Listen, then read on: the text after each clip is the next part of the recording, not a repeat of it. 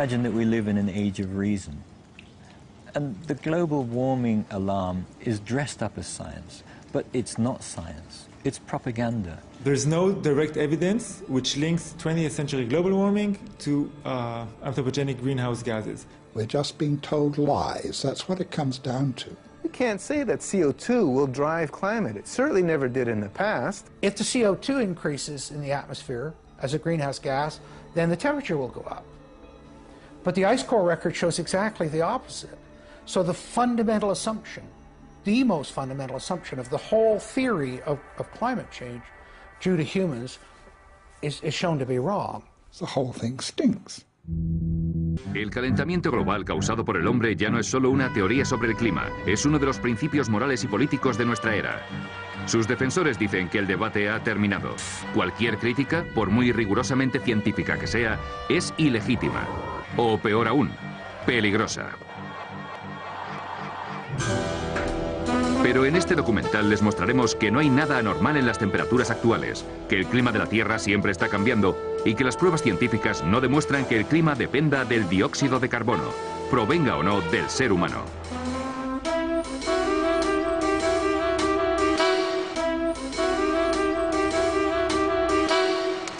En todas partes les están contando que el calentamiento global causado por el hombre está más que demostrado, pero les están contando mentiras.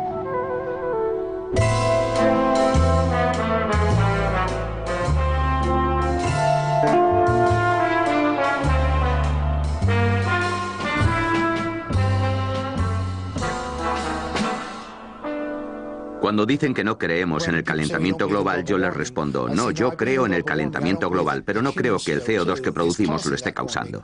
Si me hubieran preguntado hace unos años, les diría que es por el CO2. ¿Por qué? Porque al igual que todo el mundo, yo escucho lo que dicen los medios.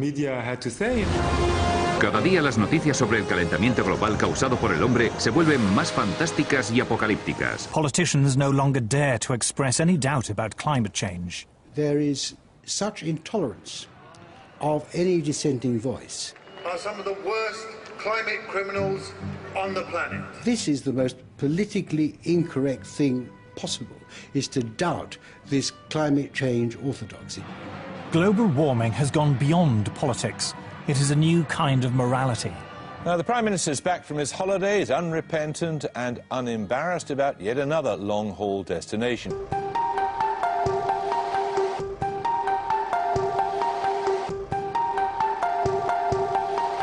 Y aún así, un grupo de climatólogos veteranos dicen ahora que esa teoría no tiene sentido.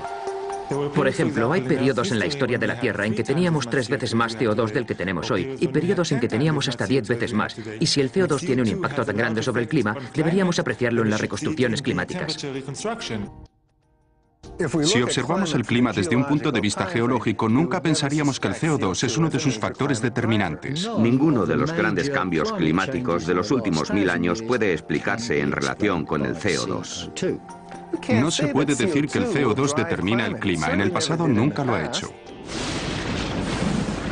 He oído decir mucho que miles de científicos han llegado a un consenso sobre el calentamiento global y que el ser humano está provocando un cambio climático catastrófico para el mundo. Yo soy científico y como yo hay otros muchos que creen sencillamente que eso no es cierto. El calentamiento global causado por el hombre no es una teoría científica normal. Está respaldada por un organismo de la ONU políticamente influyente, el Panel Intergubernamental del Cambio Climático o IPCC.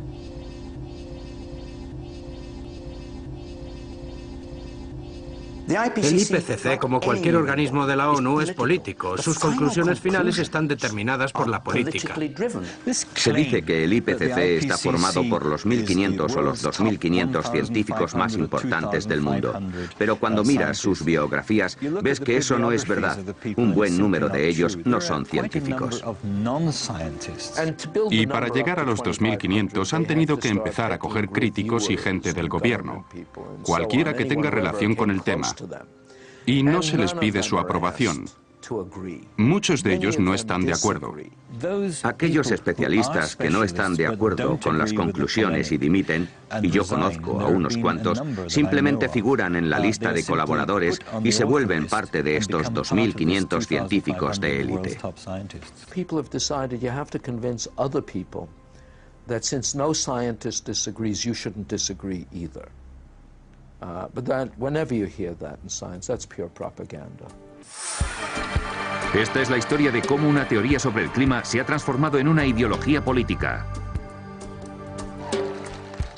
Ni siquiera me gusta llamarlo movimiento ecologista porque en realidad es un movimiento político activista y se ha vuelto enormemente influyente en todo el mundo. Esta es la historia de cómo se ha distorsionado toda un área de la ciencia.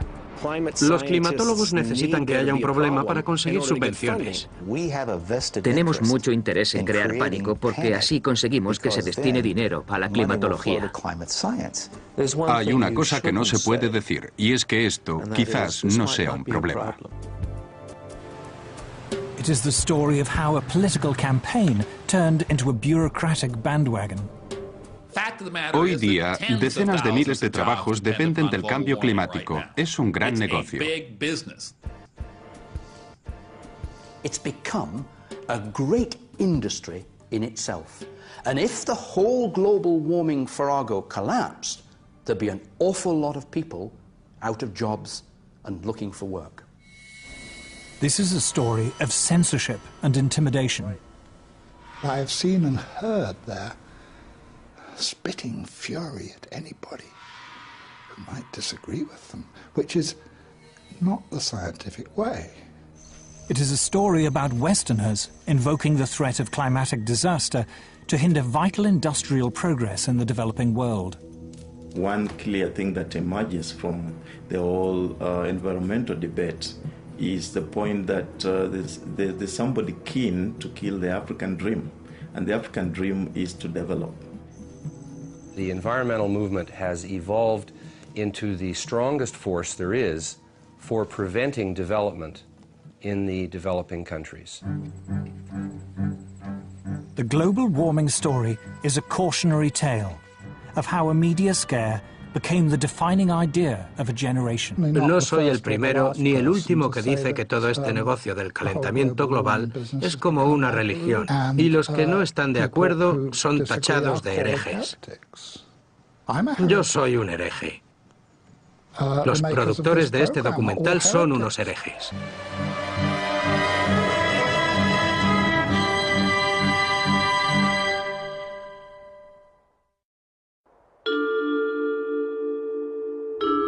In 2005, a House of Lords inquiry was set up to examine the scientific evidence of man-made global warming. A leading figure in that inquiry was Lord Lawson of Blaby, who, as Chancellor of the Exchequer in the 1980s, was the first politician to commit government money to global warming research. We had a very, very thorough inquiry, took evidence from a whole lot of people expert in this area and produced a report. What surprised me was to discover how weak and uncertain the science was. In fact, there are more and more thoughtful people, some of them a little bit frightened to come out in the open, but who quietly, privately, and some of them publicly, are saying, hang on, wait a minute, this simply doesn't add up. Nos dicen que debemos preocuparnos porque el clima de la Tierra está cambiando, pero el clima de la Tierra siempre está cambiando.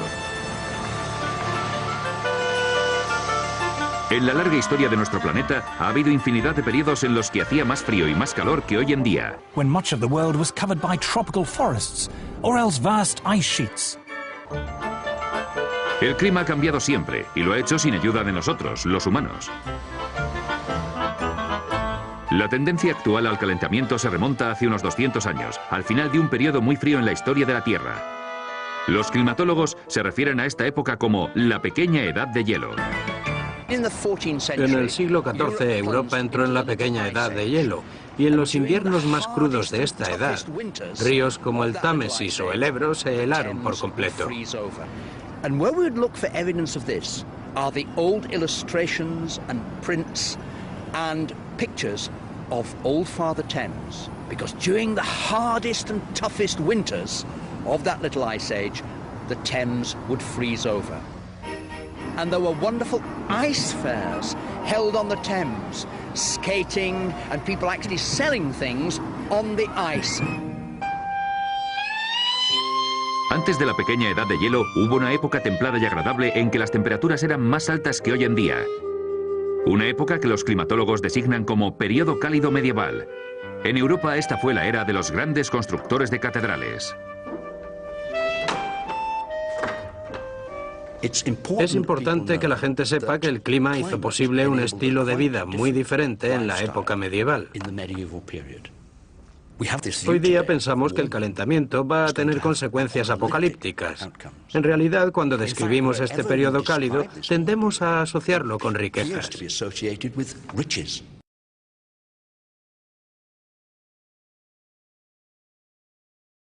A time when, according to Chaucer, vineyards flourished even in the north of England. All over the city of London, there are little memories of the vineyards that grew in the medieval warm period. So this was a wonderfully rich time. And this little church, in a sense, symbolizes it, because it comes from a period of great wealth.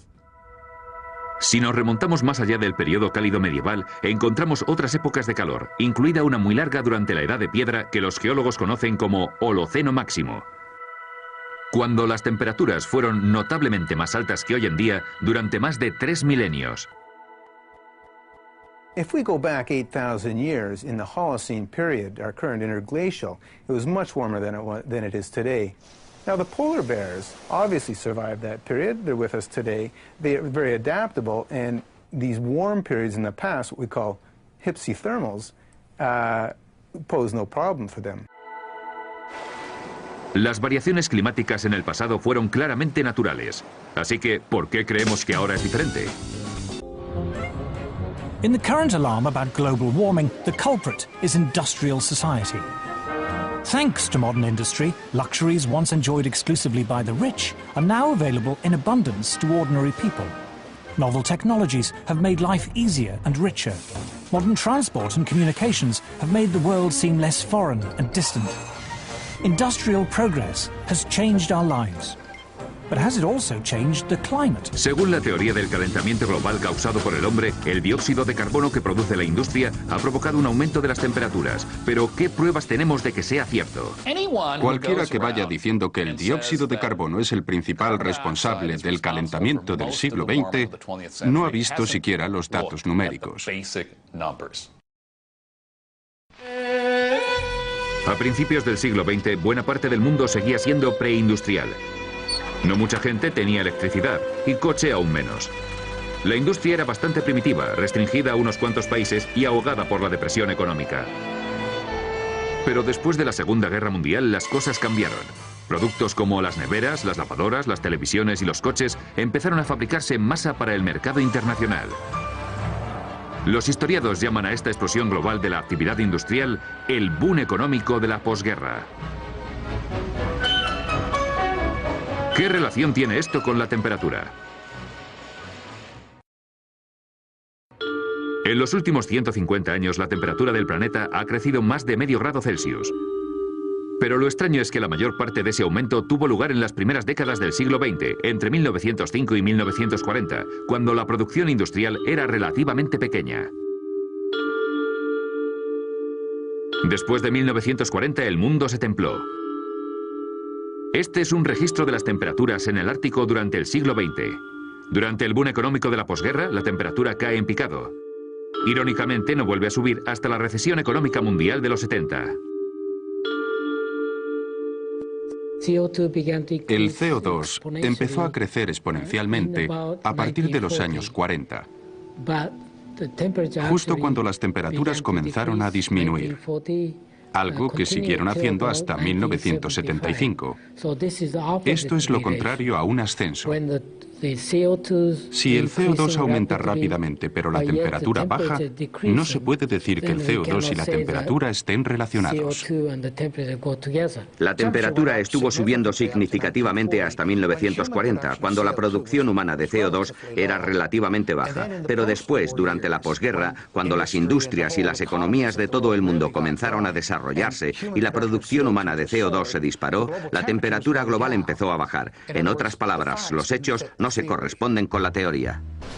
Just at a time when, after the Second World War, industry was booming, carbon dioxide was increasing, And yet the Earth was getting cooler and starting off scares of a coming ice age.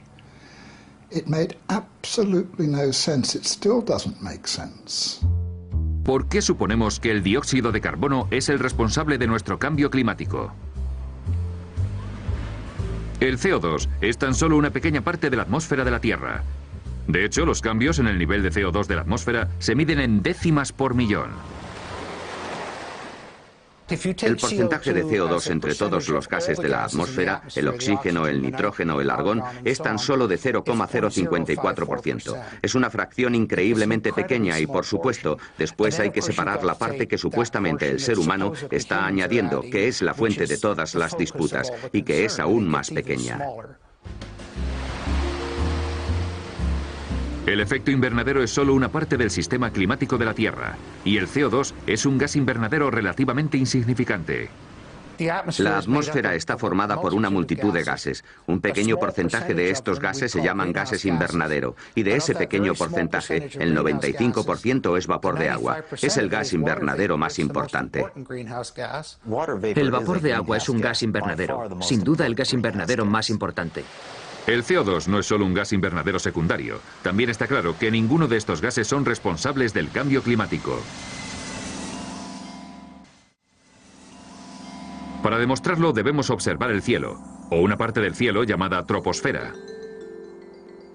Si se tratara de un calentamiento invernadero, haría más calor en mitad de la troposfera, a unos 10 o 12 kilómetros de la atmósfera, que en la superficie.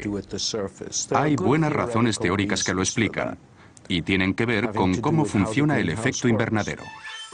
El efecto invernadero funciona así. El Sol emite calor a la Tierra. Si no fuera por los gases invernadero, esta radiación solar rebotaría hacia el espacio, dejando el planeta frío e inhabitable. Los gases invernadero retienen el calor en la troposfera terrestre, a unos kilómetros de la superficie.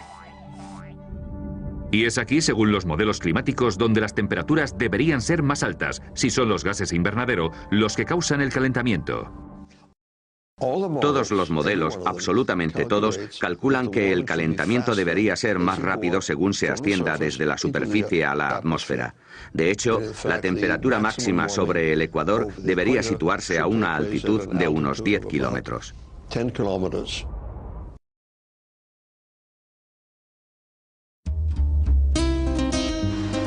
Un científico que se ha dedicado a medir la temperatura de la atmósfera terrestre es el profesor John Christie. En 1991 fue galardonado con la Medalla al Descubrimiento Científico Excepcional otorgada por la NASA, y en 1996 recibió un premio especial de la Sociedad Meteorológica Americana por sus avances fundamentales en nuestro seguimiento del clima. También fue un importante colaborador del Panel Intergubernamental del Cambio Climático, o IPCC. Hay dos sistemas que los científicos como el profesor Christie usan para medir la temperatura de la atmósfera: los satélites y los globos sonda. Lo que llevamos observando continuamente es que en casi todo el planeta, la mayor parte de la atmósfera no se está calentando tanto como la superficie. Y eso nos rompe los esquemas, porque la teoría al respecto está muy clara. Y la teoría dice que si la superficie se calienta, la atmósfera debería calentarse aún más deprisa. Pero el aumento de la temperatura en esa zona no es muy significativo y no se corresponde para nada con la teoría sobre la que los modelos climáticos se están basando en este momento.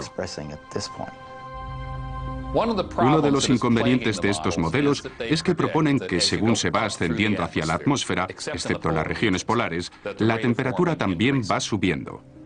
Y ha quedado claro a partir de dos tipos de datos, no solo los de los satélites de los que todo el mundo habla, sino también los de los globos sonda, que ese efecto no es así.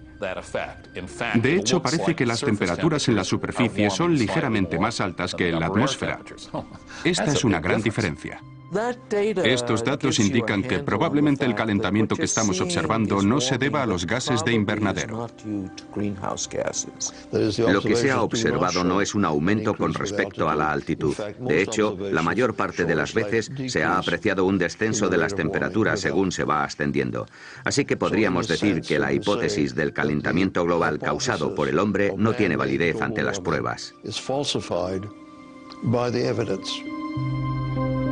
El reciente calentamiento de la Tierra ha tenido lugar en el momento y el lugar equivocados. Si el CO2 fuera determinante en el cambio climático, la temperatura debería haber subido durante el boom económico de la posguerra, y debería haber más calor en la troposfera que en la superficie.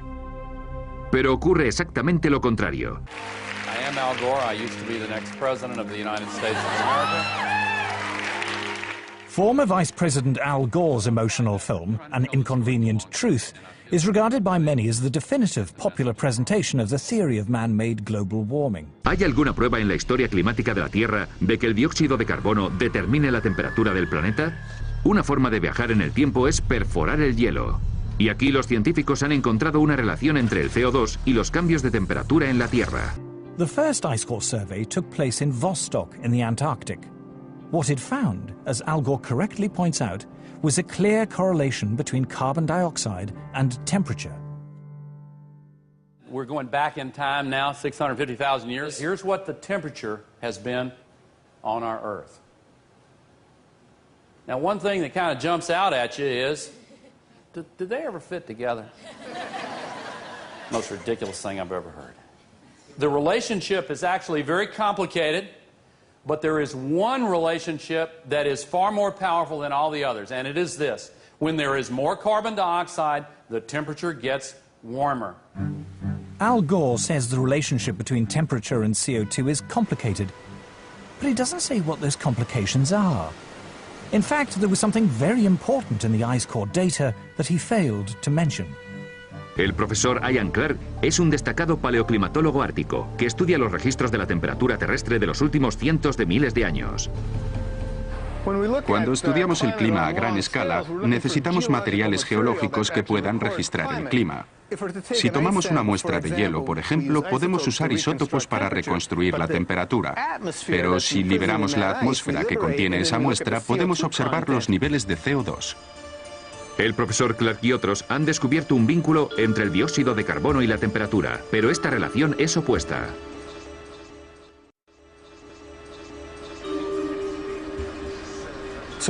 Aquí tenemos un registro de las temperaturas en el hielo de Vostok, y la línea roja indica una subida de la temperatura entre un primer momento y un segundo momento en un intervalo clave, en el que salimos de una glaciación. Vemos que la temperatura asciende y después asciende el nivel de CO2. El CO2 va por detrás en ese ascenso, lleva un retraso de 800 años, así que la temperatura determina el CO2 de los 800 años posteriores. Ha habido varias investigaciones de envergadura sobre los núcleos de hielo y todas indican lo mismo. Las temperaturas suben y bajan y al cabo de unos cientos de años el dióxido de carbono las sigue. Así que es obvio que el dióxido de carbono no provoca el calentamiento. De hecho, podemos decir que es el calentamiento el que aumenta los niveles de dióxido de carbono. Claramente, el CO2 no puede estar causando cambios de temperatura porque es un producto de la temperatura, sigue los cambios de la temperatura. El registro de los núcleos de hielo llega hasta el corazón de este problema. Dicen que si el CO2 como gas invernadero aumenta en la atmósfera, la temperatura subirá, pero los registros del hielo indican exactamente lo contrario. Así que está demostrado que el supuesto fundamental, el supuesto más importante de toda la teoría del calentamiento global causado por el hombre, es falso. Pero ¿cómo puede ser que las altas temperaturas eleven el nivel de CO2 en la atmósfera? To understand this, we must first restate the obvious point that carbon dioxide is a natural gas produced by all living things. Few things annoy me more than to hear people talking about carbon dioxide as being a pollutant. You're made of carbon dioxide. I'm made of carbon dioxide. Carbon dioxide is how living things grow. What's more, humans are not the main source of carbon dioxide. Humans produce a small fraction in the single digits percentage-wise of the CO2 that is produced in the atmosphere. Volcanoes produce more CO2 each year than all the factories and cars and planes and other sources of man-made carbon dioxide put together. More still comes from animals and bacteria, which produce about 150 gigatons of CO2 each year, compared to a mere 6.5 gigatons from humans. An even larger source of CO2 is dying vegetation, from falling leaves, for example, in the autumn. But the biggest source of CO2 by far is the oceans.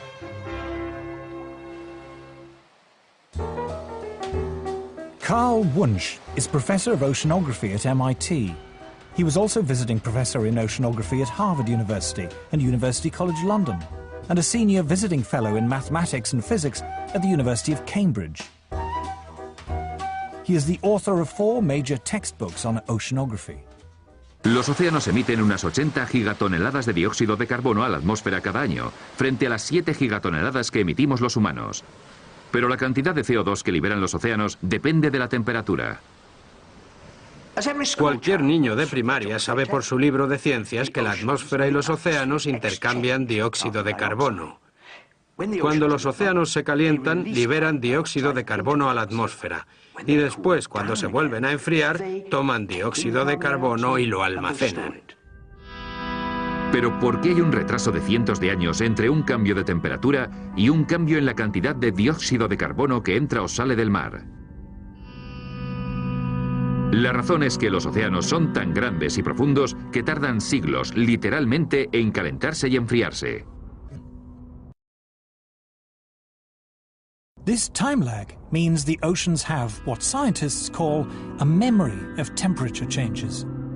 The ocean has a memory of past events running out as far as 10,000 years. So, for example, if somebody says, oh, I'm seeing changes in the North Atlantic, this must mean that the climate system is changing. It may only mean that something happened in a remote part of the ocean decades or hundreds of years ago, whose effects are now beginning to show up in the North Atlantic. The current warming began long before people had cars or electric lights. In the past 150 years, the temperature has risen just over ½ a degree Celsius. But most of that rise occurred before 1940. Since that time, the temperature has fallen for 4 decades and risen for 3. There is no evidence at all from Earth's long climate history that carbon dioxide has ever determined global temperatures. But if CO2 doesn't drive Earth's climate, what does?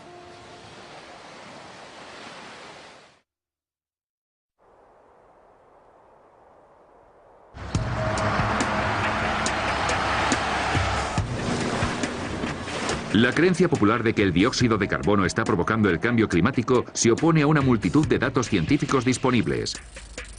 Datos de los globos sonda y los satélites, datos de los núcleos de hielo y de los registros históricos de la temperatura. Pero si el CO2 no determina el clima, ¿qué lo hace? ¿No es extraño pensar que somos los humanos, cuando echamos gasolina al coche, cuando encendemos las luces, los que cambiamos el clima? Pero hay que mirar al cielo, a esa inmensa bola, el Sol. Incluso siendo más de 6.000 millones, no somos nada comparados con él. A finales de los 80, el físico polar Piers Corbin decidió probar un método revolucionario para predecir el tiempo.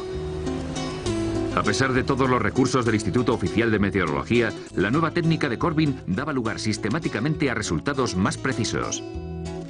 Fue alabado por la prensa internacional como el superhombre del tiempo, y el secreto de su éxito estaba en el Sol. Nuestra técnica solar para predecir el tiempo tiene su origen en el estudio de las manchas solares y en nuestro afán por saber cuándo aparecerían. Fue entonces cuando me di cuenta de que era mucho más interesante usar el Sol para predecir el tiempo. Hoy día sabemos que las manchas solares son poderosos campos magnéticos que aparecen en momentos de gran actividad solar. Pero hace cientos de años, antes de que esto se comprendiera correctamente, astrónomos de todo el mundo solían contar las manchas porque creían que cuantas más hubiera, más calor haría.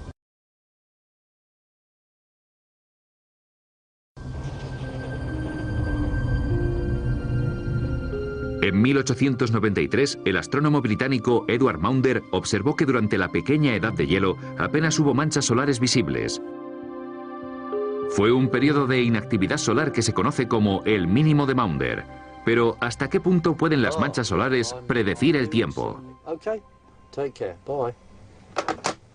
Decidí comprobarlo apostando por el tiempo a través de William Hill en contra de lo que el Instituto de Meteorología decía que iba a ser un pronóstico normal. Y fui ganando dinero un mes y otro y otro y otro.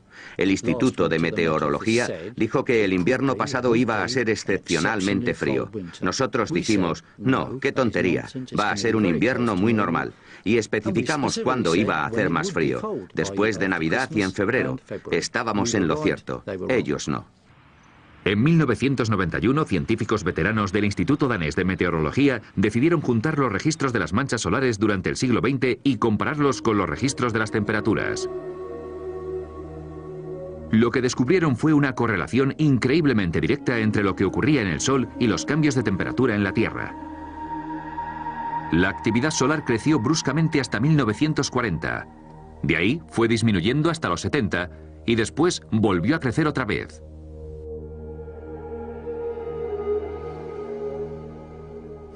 Cuando observamos esta correlación entre la temperatura y la actividad solar o los ciclos de las manchas solares, la gente nos dijo, bueno, podría ser una coincidencia.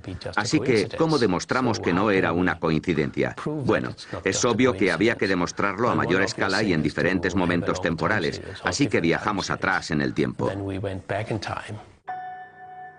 El profesor Fritz Christiansen y sus colegas estudiaron los registros astronómicos de los últimos 400 años para comparar la actividad solar con las variaciones de temperatura. Y una vez más, se encontraron con que las variaciones en la actividad solar estaban íntimamente ligadas a los cambios de temperatura en la Tierra. Al parecer era el Sol, no el dióxido de carbono ni ningún otro factor, el que provocaba cambios en el clima. El Sol afecta a la Tierra directamente cuando nos manda calor. Pero los científicos han llegado a la conclusión de que el Sol también nos afecta indirectamente regulando la formación de nubes. Clouds have a powerful cooling effect, but how are they formed? In the early 20th century, scientists discovered that the Earth was constantly being bombarded by subatomic particles. These particles, which they called cosmic rays, originated, it was believed, from exploding supernovae far beyond our solar system. When the particles coming down meet water vapor rising up from the sea, they form water droplets and make clouds. But when the sun is more active and the solar wind is strong, fewer particles get through and fewer clouds are formed. Just how powerful this effect was became clear only recently, when an astrophysicist, Professor Nir Shaviv, decided to compare his own record of cloud-forming cosmic rays with the temperature record created by a geologist, Professor Jan Weitzer, going back 600 million years. What they found was that when cosmic rays went up, the temperature went down.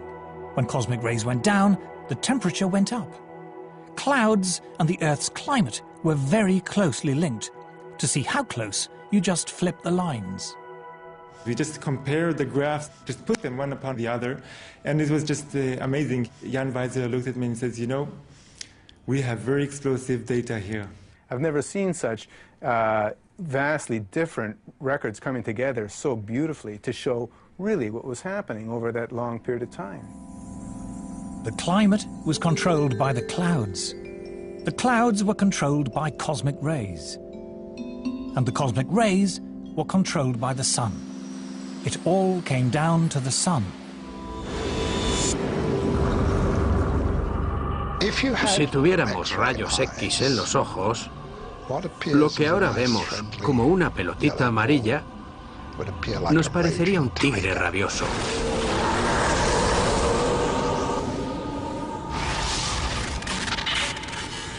El Sol es una bestia increíblemente violenta.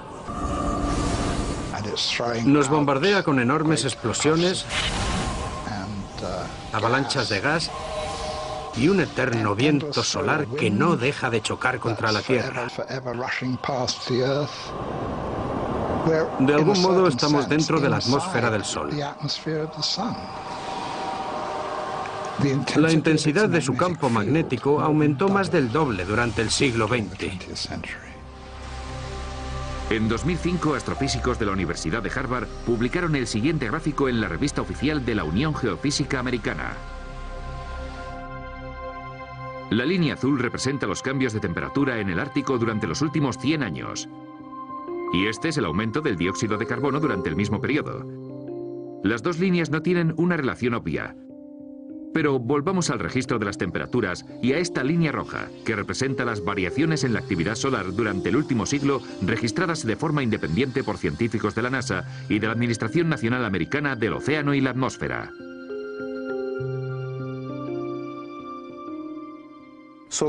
La actividad solar de los últimos 100 años, de los últimos cientos de años, está estrechamente relacionada con el hielo del mar y las temperaturas en el Ártico. Para muchos científicos, la conclusión es innegable. El Sol provoca el cambio climático. El CO2 es irrelevante. Pero si esto es así, ¿por qué nos bombardean a diario con noticias sobre el calentamiento global causado por el hombre? ¿Por qué tanta gente de los medios de comunicación y otros ámbitos lo ven como un hecho incontestable? Para comprender el poder de la teoría del calentamiento global, primero hay que comprender cómo surgió.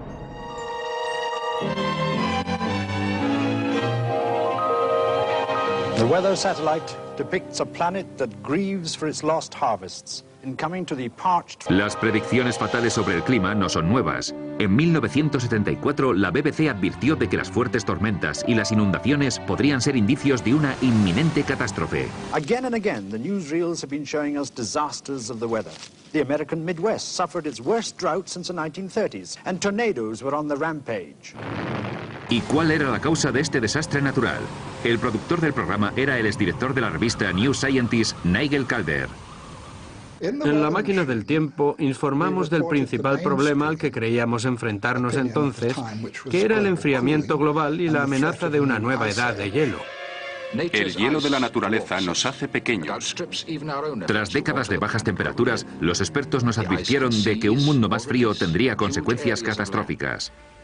Es el problema siempre presente de la gran helada. ¿Reclamará nuestras tierras la nueva edad de hielo? Pero de entre tanto pesimismo surgió una voz esperanzadora. Un científico sueco llamado Bert Bolin sugirió tímidamente que el dióxido de carbono producido por el hombre podría ayudar a calentar el planeta, aunque no estaba seguro. Tenemos mucho petróleo y enormes reservas de carbón que estamos quemando a un ritmo cada vez más alto. Si seguimos así, dentro de unos 50 años las temperaturas podrían ser unos grados más altas que las de hoy en día, pero no estamos seguros. También fuimos los primeros que sacamos a Bert Bolin, el sueco, en la televisión internacional para que hablara de los peligros del dióxido de carbono. Y recuerdo que los expertos en la materia me criticaron duramente por consentirle sus fantasías. En los años 70, en pleno miedo al frío, la excéntrica teoría de Bert Bolin sobre el calentamiento global causado por el hombre parecía absurda. Pero todo cambió por dos motivos. En primer lugar, las temperaturas empezaron a subir. Y en segundo lugar, los mineros ingleses se pusieron en huelga. Para la primera ministra Margaret Thatcher, la energía era un problema político. A principios de los 70, la crisis del petróleo había provocado una recesión mundial. En el Reino Unido, una devastadora huelga de mineros había causado varios apagones y la caída del gobierno conservador. La señora Thatcher decidió que a ella no le ocurriría lo mismo.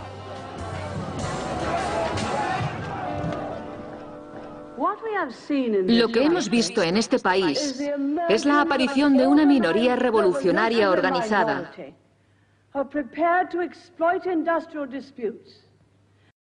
cuyo verdadero objetivo es la destrucción del gobierno democrático parlamentario. La politización de este tema empezó con Margaret Thatcher. Recuerdo que cuando yo era secretario de Estado de Energía, mucho antes de que se hablara del cambio climático, ella ya estaba muy interesada en promover la energía nuclear.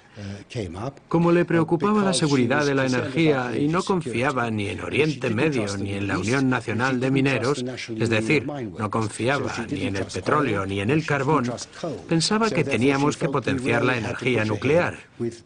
Y cuando empezó a salir lo del cambio climático y el calentamiento global, pensó, vaya, esto es genial. Otro argumento a favor porque no emite dióxido de carbono. Otro argumento a favor de la energía nuclear. Y esto que ella decía se ha ha ido tergiversando desde entonces. Eso fue lo que les dijo a los científicos. Fue a la Royal Society y les dijo: aquí hay dinero para quien me demuestre esto, así que ellos cogieron y se lo demostraron. Inevitablemente, en cuanto los políticos toman partido por una causa y se identifican con ella, el dinero empieza a entrar. Así es como funciona esto. La investigación, el desarrollo y las instituciones empezaron a crecer inevitablemente cuando, digámoslo de esta manera, empezaron a estudiar el clima haciendo énfasis en la relación entre el dióxido de carbono y la temperatura. En 1988, por petición de la señora Thatcher, el Instituto Británico de Meteorología creó una unidad especial para los modelos climáticos que fue la base de un nuevo comité internacional, llamado Panel Intergubernamental del Cambio Climático, o IPCC. Su primera gran investigación predecía desastres climáticos como consecuencia del calentamiento global. Recuerdo que cuando fui a la conferencia de prensa me sorprendieron dos cosas. Primero, la simplicidad y la elocuencia con las que se transmitió el mensaje. Y segundo, la absoluta falta de consideración hacia todas las investigaciones climatológicas anteriores, incluida una sobre el papel del Sol, que había sido clave en una importante reunión de la Royal Society solo unos meses antes. Pero este nuevo énfasis en el dióxido de carbono producido por el hombre como posible problema medioambiental no solo era cosa de la señora Thatcher. It was certainly something very favorable to the environmental idea, what I call the medieval environmentalism of let's get back to the way things were in medieval times and get rid of all these dreadful cars and machines. They loved it because carbon dioxide was for them an emblem of industrialization. Well, carbon dioxide clearly is an industrial gas and sort of tied in with economic growth, with transportation in cars, with what we call civilization. And there are forces in the environmental movement that are simply against economic growth. They think that's bad. It could be used to legitimize a whole suite of myths that already existed: anti-car, anti-growth, anti-development, and above all, anti-that great Satan, the US. Patrick Moore está considerado uno de los ecologistas más destacados de su generación. Es cofundador de Greenpeace. El clima empezó a ser un tema fundamental por dos razones muy distintas. La primera razón fue que a mediados de los 80, la mayoría de la gente ya estaba de acuerdo con las cosas razonables que los movimientos ecologistas decíamos que había que hacer. Y cuando la mayoría de la gente está de acuerdo contigo, es muy difícil seguir con una actitud de confrontación. Así que la única manera de seguir siendo antisistema era adoptando posturas cada vez más extremas. Cuando dejé Greenpeace, estaban en mitad de una campaña para prohibir el cloro en todo el mundo. Yo les dije, chicos, es un elemento de la tabla periódica.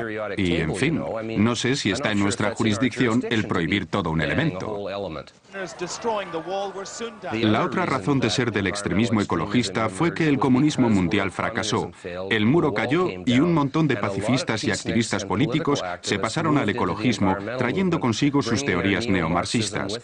Aprendieron a utilizar el lenguaje verde de forma muy inteligente para encubrir unas agendas que tenían más que ver con el anticapitalismo y la antiglobalización que con la ecología o la ciencia.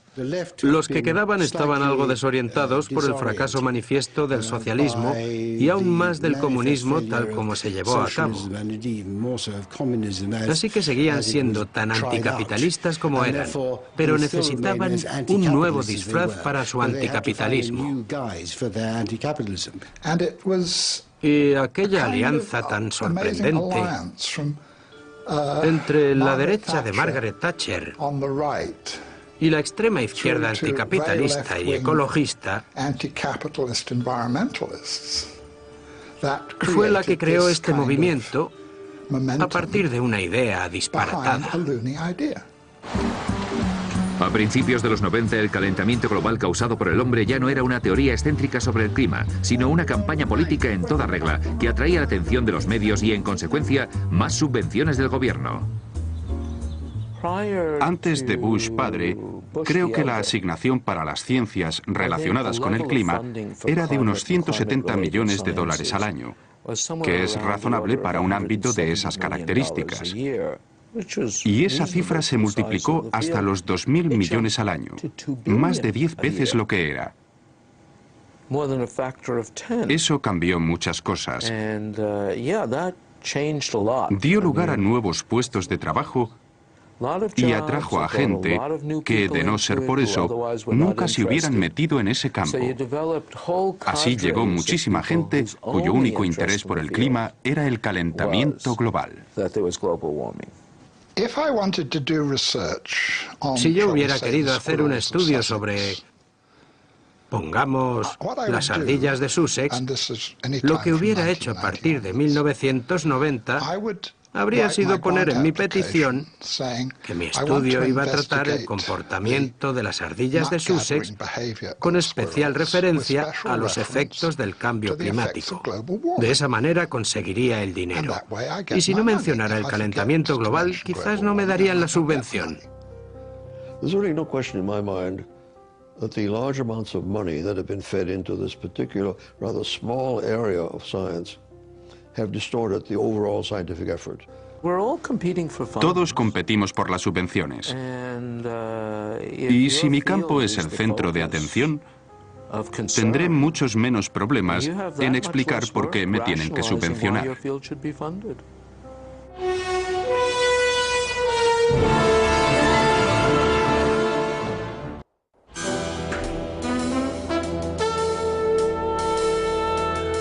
By the 1990s, tens of billions of dollars of government funding in the US, UK and elsewhere were being diverted into research relating to global warming. Una buena parte de esas subvenciones se destinó a construir modelos informáticos para predecir el clima que haría en el futuro. Pero, ¿son precisos estos modelos? El Dr. Roy Spencer es un científico que ha realizado estudios sobre el clima en el Centro de Vuelos Espaciales de la NASA. Ha recibido la medalla al descubrimiento científico excepcional de la NASA y de la Sociedad Meteorológica Americana. Los modelos climáticos solo son buenos en relación con las predicciones que hacen, y hay cientos de predicciones. Con que una no se cumpla, se descarta el modelo entero. Climate forecasts are not new, but in the past, scientists were more modest about their ability to predict the weather. Any attempt at forecasting changes of climate meets skepticism from the men who model the weather by computer. In making decisions which affect people, a bad prediction as to what the climate of the future will be can be far worse than none at all. I'm afraid that our understanding of the complex weather machine is not yet good enough to make a reliable statement of the future. Todos los modelos asumen que el CO2 producido por el hombre es la causa más importante del calentamiento global, más que el sol o las nubes. La analogía que yo uso es, bueno, mi coche no va bien, así que voy a pasar del motor, que es el sol, voy a pasar de la transmisión, que es el vapor de agua, y voy a fijarme en un arañazo que tiene la rueda derecha de atrás, que es el CO2 producido por el hombre. La ciencia es así de mala. Si no has comprendido el sistema climático, si no has analizado todos sus componentes, los rayos cósmicos, los rayos solares, el CO2, el vapor de agua y las nubes, todo junto, entonces tu modelo no vale nada. Las predicciones climatológicas varían considerablemente. Estas variaciones están producidas por una sutil alteración de las suposiciones en las que se basa el modelo. The models are so complicated, you can often adjust them in such a way that they do something very exciting. He trabajado con gente que hace modelos, los he hecho yo mismo, y con solo cambiar un par de parámetros matemáticos se puede obtener cualquier cosa. Se pueden hacer modelos más cálidos y más fríos según lo que se cambie. Since all the models assume that man-made CO2 causes warming, one obvious way to produce a more impressive forecast is to increase the amount of imagined man-made CO2 going into the atmosphere. We put an increase in carbon dioxide in them that is 1% per year. It's been 0.49% per year for the last 10 years, 0.42 for the 10 years before that, and 0.43 for the 10 years before that. So the models have twice as much greenhouse warming radiation going in them as is known to be happening. It shouldn't shock you that they predict more warming than is occurring. Models predict what the temperature might be in 50 or 100 years' time. It is one of their peculiar features that long-range climate forecasts are only proved wrong long after people have forgotten about them. As a result, there is a danger, according to Professor Carl Wunsch, that modelers will be less concerned in producing a forecast that is accurate than one that is interesting. Even within the scientific community, you see, it's a problem. If I run a complicated model and I do something to it, like melt a lot of ice into the ocean, and nothing happens, it's not likely to get printed.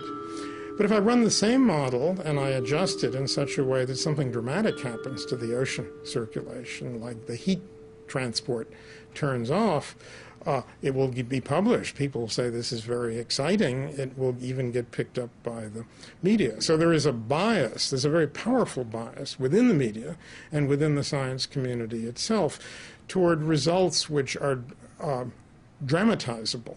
The Earth freezes over. That's a much more interesting story than saying, well, you know, it fluctuates around. Sometimes the mass flux goes up by 10%, sometimes it goes down by 20%, but eventually it comes back. Well, you know, which would you do a story on? I mean, that's what it's about. Para el ojo inexperto, los modelos informáticos parecen impresionantes.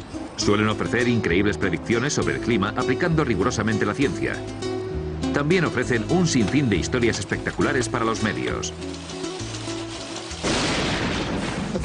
Como periodista profesional, lo que más me sorprende es que los principios más elementales del periodismo parecen haberse abandonado con respecto a este tema. In fact, the theory of man-made global warming has spawned an entirely new branch of journalism. Hay toda una nueva generación de reporteros, de periodistas ecológicos. Si eres un periodista ecológico y la historia del calentamiento global se va al garete, tu trabajo va detrás.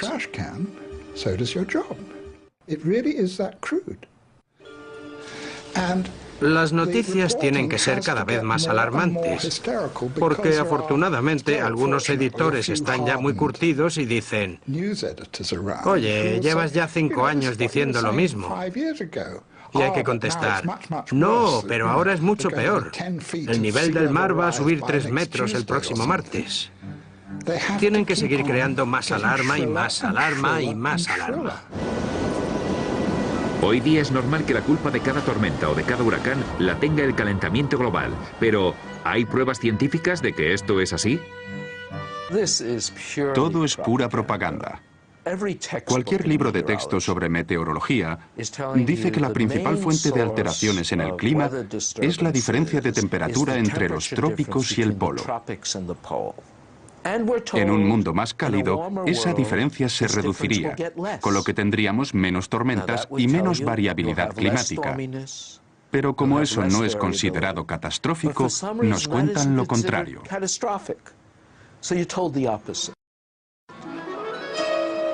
Muchas veces se dice que incluso un ligero aumento de la temperatura global podría provocar un catastrófico deshielo de los polos. Pero, ¿qué nos cuenta en realidad la historia climática de la Tierra? Resulta que tenemos un registro de las temperaturas en Groenlandia que se remontan miles de años atrás. Ha hecho mucho más calor que ahora en Groenlandia. Hace 1000 años, sin ir más lejos, hizo más calor. Y eso no provocó ningún deshielo masivo. Incluso si hablamos de algo como el permafrost, que es esa capa de hielo que está siempre congelada, como la que hay en algunos bosques de Rusia, encontramos que hace 7 u 8000 años se derritió mucho más de lo que se está derritiendo hoy en día. Así que tenemos de nuevo un patrón histórico, pero el mundo no se detuvo de repente por él. El profesor Shunichi Akasofu es director del Centro Internacional de Investigaciones Árticas en Alaska, el organismo que mejor estudia el clima ártico. El profesor Akasofu insiste en que las placas de hielo están todo el tiempo expandiéndose y contrayéndose de forma natural. Hoy día sale a veces la noticia de que un pedazo de hielo se ha desprendido del continente antártico. Esto ha debido de ocurrir siempre, pero ahora tenemos satélites que detectan esos pedazos y por eso se convierten en noticias. Estos datos de los satélites meteorológicos de la NASA muestran las enormes contracciones y expansiones naturales del hielo de los polos durante los años 90. Cada vez que emiten un programa sobre el calentamiento global, veo trozos de hielo desprendiéndose de los glaciares. Pero en realidad, el hielo siempre está en movimiento. En las noticias suelen aparecer imágenes del hielo ártico desmoronándose. Lo que no dicen es que ese acontecimiento es tan normal como la caída de las hojas en otoño. Me preguntan que si he visto los pedazos de hielo desprendiéndose del glaciar. Sí, claro. Es la primavera. Ocurre todos los años. La prensa viene aquí para ver las consecuencias del desastre climático, pero yo les digo que no lo hay. Alarming television programs raise the fearful prospect of vast tidal waves flooding Britain. Hoy día es normal echarle la culpa al clima de los cambios en los niveles del mar, pero ¿es esto científico? En todo el mundo los cambios en los niveles del mar se rigen fundamentalmente por dos factores. Lo que llamamos factores locales o cómo está la Tierra en relación con el mar, que por cierto tiene más que ver con los cambios en la Tierra que con los cambios en el mar. Y los factores eustáticos, que son los cambios mundiales en el nivel del mar y que se deben a las expansiones termales de los océanos, no a que los polos se derritan. Y empezar a detectar estos cambios llevaría muchísimo tiempo, más que toda una vida. People say, oh, I see the ocean doing this last year. That means that something changed in the atmosphere last year. And this is not necessarily true at all. In fact, it's actually quite unlikely because it can take hundreds to thousands of years for the deep ocean to respond to forces and changes that are taking place at the surface. También se ha dicho que incluso un ligero aumento de temperatura podría llevar al norte enfermedades que transmiten los mosquitos tropicales, como la malaria. Pero, ¿es esto cierto? El profesor Paul Reiter, del Instituto Pasteur en París, está reconocido como uno de los expertos mundiales más importantes en malaria y otras enfermedades tropicales. Es miembro del Comité Asesor de la Organización Mundial de la Salud. Fue presidente del Comité Americano de Entomología Médica y un importante colaborador en sección médica de la Evaluación Nacional Americana sobre las posibles consecuencias de un cambio climático.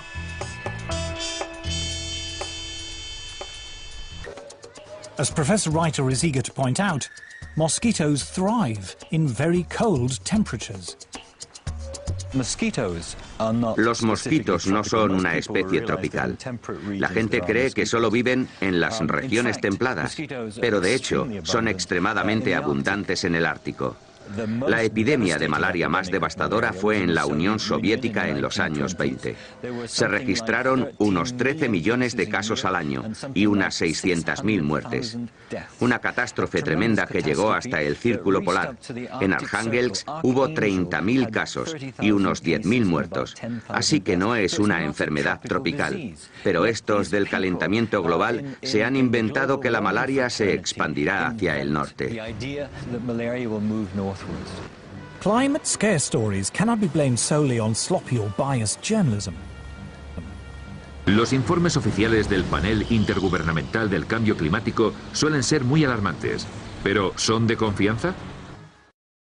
On the spread of malaria, the IPCC warns us that mosquito species that transmit malaria do not usually survive where the mean winter temperature drops below 16 to 18 degrees Celsius. According to Professor Reiter, this is clearly untrue. Me espantó leer el segundo y el tercer informe porque contenían información errónea y no había ningún tipo de mención a la literatura científica, de verdad, a lo que escriben los especialistas en estos campos. En una carta al Wall Street Journal, el profesor Frederick Seith, expresidente de la Academia Americana de Ciencias, reveló que los redactores del IPCC habían censurado los comentarios de los científicos. Dijo literalmente: este informe no es la versión aprobada por los científicos colaboradores. Al menos 15 secciones clave de la parte científica habían sido eliminadas, entre ellas algunas como: ninguno de los estudios citados demuestra claramente que podamos atribuir los cambios climáticos observados al aumento de gases invernadero. Hasta la fecha, ningún estudio ha atribuido todo o parte de los cambios climáticos observados a las acciones del ser humano. El profesor Sayce concluyó diciendo: nunca he sido testigo de una corrupción tan preocupante como la del proceso de revisión de estos informes del IPCC. En su respuesta, el IPCC no negaba haber eliminado ciertas secciones, pero sostuvo que el informe era sincero e imparcial y que las dudas sobre la causa del calentamiento global habían sido incluidas. Los cambios se hicieron en respuesta a los comentarios de gobiernos, científicos y organizaciones no gubernamentales. Cuando presenté mi dimisión al IPCC, creí que todo había acabado. Pero al ver el borrador final, me di cuenta de que mi nombre seguía allí, así que pedí que lo borraran. Me dijeron que yo había colaborado y que mi nombre tenía que aparecer, y yo les dije: no he colaborado, porque no han escuchado nada de lo que les he dicho. Al final se montó una buena, pero cuando les amenacé con emprender acciones legales, quitaron mi nombre. Creo que esto pasa mucho. Aquellos especialistas que no están de acuerdo con las conclusiones y dimiten, y yo conozco a unos cuantos, simplemente figuran en la lista de colaboradores y se vuelven parte de estos 2.500 científicos de élite. Research relating to man-made global warming is now one of the best-funded areas of science. The US government alone spends more than $4 billion a year. According to NASA climatologist Roy Spencer, scientists who speak out against man-made global warming have a lot to lose. It's generally harder to get research proposals funded because of the stands that we've taken publicly. And you'll find very few of us that are willing to take a public stand because it does cut into their research funding. It is a common prejudice that scientists who do not agree with the theory of man-made global warming must be being paid by private industry to tell lies. I get it all the time. You must be in the pay of the multinationals. Sadly, like most of the scientists you'll talk to, I haven't seen a penny from the multinationals. I'm always accused of being paid by the oil and gas companies. I've never received a nickel from the oil and gas companies. I joke about I wish they would pay me, then I could afford their product. Whenever anybody says that I'm in the pay of an oil company, I say my bank manager would wish. There is almost no private sector investment in climatology. And yet, to be involved in any research project which involves an industry grant, no matter how small, can spell ruin to a scientist's reputation. Modern technology fueled by greenhouse gases. Patrick Michaels is Professor of Environmental Sciences at the University of Virginia. He was chair of the Committee on Applied Climatology at the American Meteorological Society, president of the American Association of State Climatologists, the author of 3 books on meteorology, and an author and reviewer on the UN's Intergovernmental Panel on Climate Change. But when he conducted research which was part funded by the coal industry, he found himself among those under attack from climate campaigners. British-based corporations are some of the worst climate criminals on the planet. Shell is based in the UK, right here in London. We have the right and the duty to take it back into public ownership, dismantle it, break it up, and send its managers to rehabilitation training. But reasoned debate is not the only casualty in the global warming alarm. As international public policy bears down on industrial emissions of carbon dioxide, the developing world is coming under intense pressure not to develop.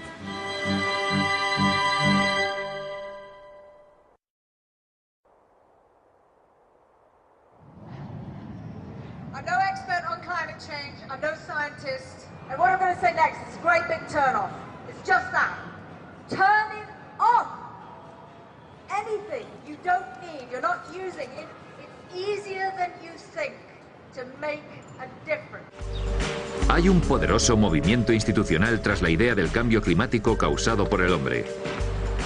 Aquí, en Nairobi, dedicados defensores de la causa, profesionales de las ONGs, responsables de subsidios compensatorios, periodistas ecológicos y muchos otros se han reunido para hablar del cambio climático en unas conferencias de 10 días patrocinadas por la ONU. We'll discuss every aspect of man-made climate change, from how to promote solar panels in Africa to the relationship between global warming and sexism. El número de delegados sobrepasa los 6.000. El que haya miles de millones de dólares invertidos en la climatología significa que muchísima gente depende de ese dinero y que quiere seguir recibiéndolo. En cualquier burocracia ocurre lo mismo. Where I live, we have a local council global warming officer.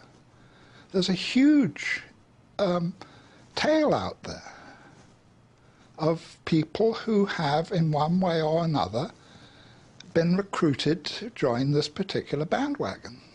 Si alguien se levanta y dice, oye, un momento, vamos a analizar esto despacio, racionalmente y con cuidado, a ver si es cierto, a ver si sacamos algo en claro, será condenado al ostracismo. Scientists, accustomed to the relative civility and obscurity of academic life, suddenly find themselves publicly attacked if they dare to challenge the theory of man-made global warming, vilified by campaign groups and even within their own universities. Hay un viejo refrán inglés que dice, si te quedas junto a la diana, te dispararán. Y lo que ocurre es algo parecido, pero más complicado, muy desagradable y muy personal. Ya se conocen algunas amenazas de muerte y ese tipo de cosas, así que yo no me meto por mi salud.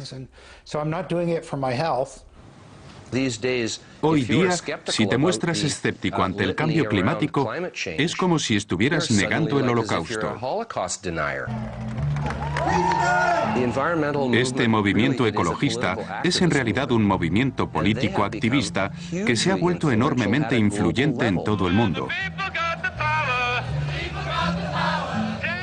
Todos los políticos actuales lo saben, ya estén en la izquierda, en el centro o en la derecha. Deben pagar tributo al medio ambiente. La campaña del calentamiento global ha obtenido una gran victoria. El gobierno de los Estados Unidos, que era un bastión de resistencia, ha sucumbido. George Bush es ahora un aliado.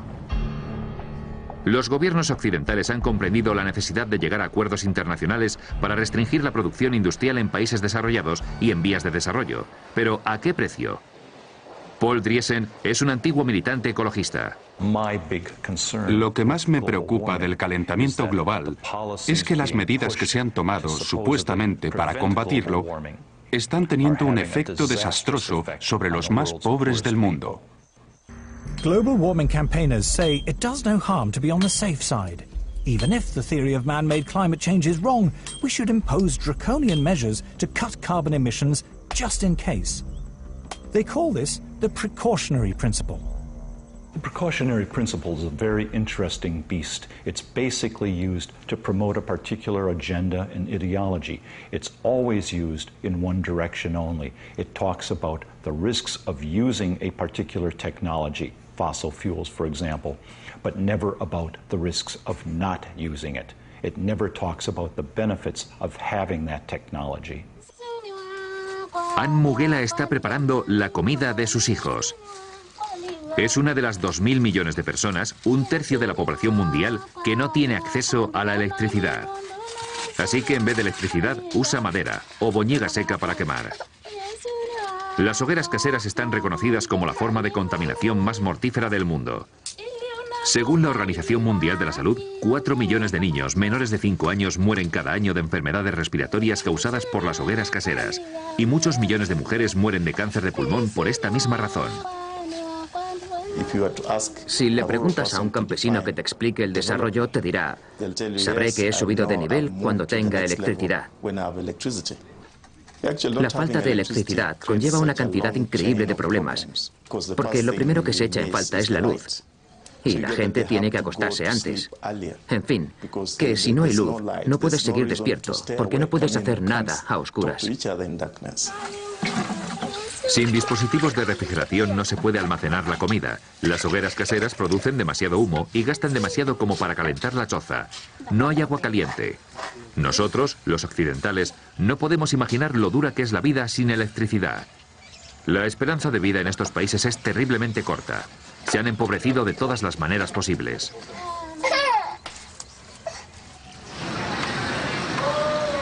A pocos kilómetros, la ONU celebra las conferencias sobre el calentamiento global en su lujosa sede. En la tienda de regalos se venden souvenirs hechos por las tribus mientras los delegados hablan sobre cómo promover métodos sostenibles de obtención de electricidad. África tiene carbón y África tiene petróleo, pero los grupos ecologistas están en contra de estas fuentes baratas de energía. Dicen que África y el resto del mundo deberían utilizar la energía solar y la eólica.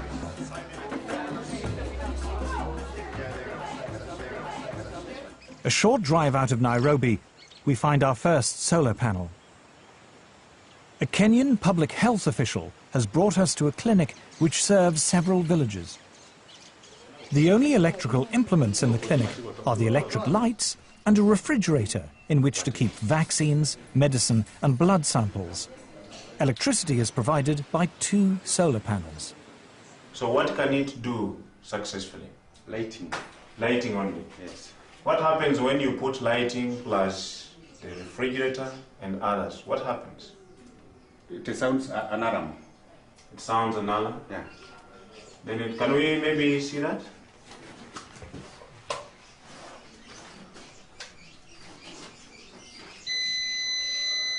The solar panels allow Dr. Samuel Mwangi to use either the lights or the refrigerator, but not both at the same time. If he does, the electricity shuts down. Wind and solar power are notoriously unreliable as a source of electricity and are at least 3 times more expensive than conventional forms of electrical generation. The question would be, how many people in Europe, how many people in the United States are already using that kind of energy? And how cheap is it? You see? If it's expensive, si ya es cara para los europeos y para los americanos, ¿cómo vamos a utilizarla los africanos? No tiene sentido. Los países ricos pueden permitirse experimentar con otras fuentes de energía, pero nosotros aún estamos en plena lucha por la supervivencia. Para el ex-ecologista Paul Driesen, la idea de que la gente más pobre del mundo deba utilizar las energías más caras y menos rentables es el aspecto moral más repugnante de la campaña contra el calentamiento global. Vamos a dejar algo perfectamente claro. Si le decimos al tercer mundo que solo puede utilizar la energía eólica y la solar, lo que realmente le estamos diciendo es que no puede tener electricidad. El desafío al que nos enfrentamos cuando hablamos con los ecologistas occidentales, que dicen que debemos utilizar paneles solares y energía eólica, es cómo podemos industrializar África. Porque no sé cómo un panel solar va a poner en marcha toda una industria siderúrgica. Con paneles solares podríamos impulsar algún tren de cercanías. O quizá un transistor pequeñito, pero poco más. I think one of the most pernicious aspects of the modern environmental movement is this romanticization of peasant life. And the idea that industrial societies are the destroyers of the world.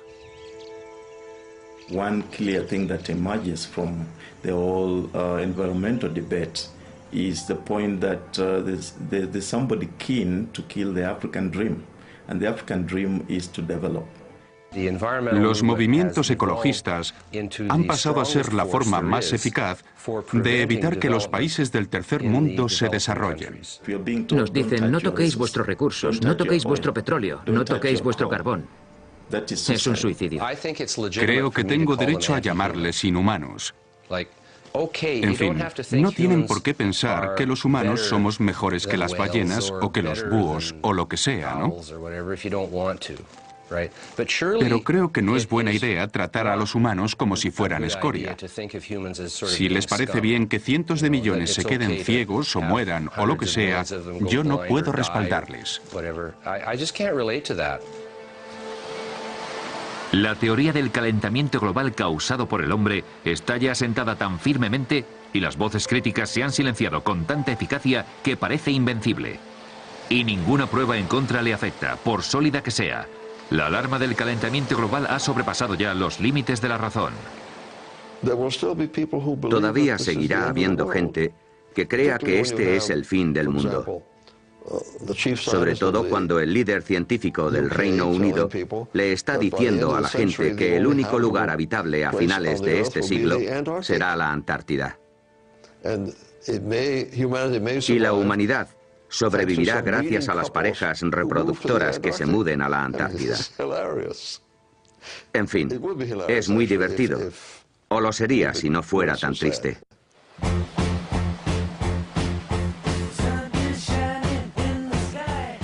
3:15 tonight, dispatches, and how green are our politicians and business leaders.